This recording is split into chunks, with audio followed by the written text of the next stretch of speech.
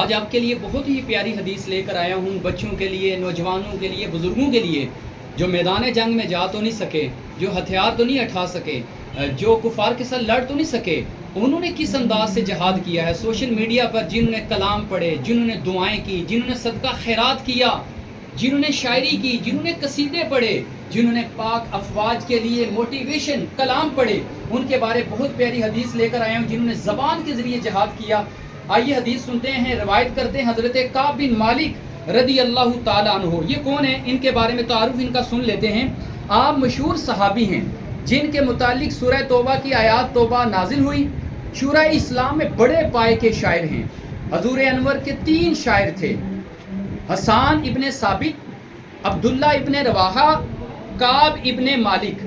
حضرت حسان کفار پر لعن و طعن کی اشعار لکھتے تھے، عبداللہ ابن رواحہ ان کے کفر و شرک کی برائیاں بیان کرتے تھے، اور حضرت کعب ابن مالک کفار کو جنگ سے ڈراتے تھے، اور آپ کی عمر 75 سال ہوئی۔ حدیث کا اگلا پورشن سن لیتے ہیں۔ انہوں نے نبی پاک صلی اللہ علیہ وسلم سے عرض کیا کہ اللہ تعالیٰ نے شیر کے بارے میں جو آیات نازل کی وہ کی۔ اس کی ایکسپلینیشن سن لیتے ہیں۔ یعنی اللہ تعالیٰ نے شعر اور شورا کی بہت برائیاں قرآن کریم میں بیان فرمائی ہیں، اور میں حضور کا شاعر ہوں، سبحان اللہ، تو کیا میں اور میرے اشعار بھی اس کی زد میں آ جاتے ہیں؟ اور کیا میں آئندہ شعر گوئی سے توبہ کر لوں؟ اس سوال میں آیت کریمہ شعراء یتبعہم الغاوون کی طرف اشارہ ہے۔ حدیث سن لیتے ہیں۔ تو نبی پاک صلی اللہ علیہ وسلم نے فرمایا کہ مومن اپنی تلوار اپنی زبان سے جہاد کرتا ہے، سبحان اللہ۔ کس سے؟ تلوار اور زبان سے جہاد کرتا ہے۔ اس کی وضاحت سن لیتے ہیں۔ یعنی تمہارے اشعار اس آیت کی زد میں نہیں آتے، وہاں برے شعر کہنے والے شورا مراد ہیں، تم تو مجاہد ہو، تمہاری شعر گوئی جہاد ہے، اور تمہارے اشعار کفار کو مارتے، تیر و تلوار۔ اس لیے رب تعالیٰ نے وہاں اس آیت کے متصل ہی فرمایا الا الذین آمنوا۔ زمانہ جاہلیت میں فحش گوئی، شراب اور حسین عورتوں کی تعریف میں شعر گوئی کا عام رواج تھا، اسے قرآن کریم نے برا کہا۔ حدیث کا اگلا پورشن سن لیتے ہیں۔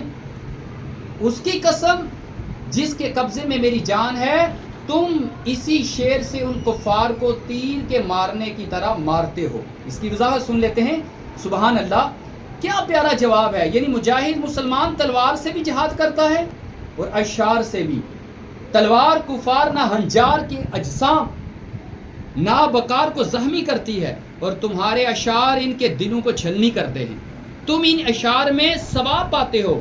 اب بھی جہاد کے موقع پر قصیدے مجاہدوں کو گرما دیتے ہیں۔ آگے حدیث سن لیتے ہیں۔ انہوں نے عرض کیا یا رسول اللہ، حضور شعر کے متعلق کیا فرماتے ہیں؟ تو فرمایا کہ مومن اپنی تلوار اور زبان سے جہاد کرتا ہے، سبحان اللہ۔ یہ حدیث صحیح ہے، مسلم بخاری کی شرط پر ہے، سبحان اللہ۔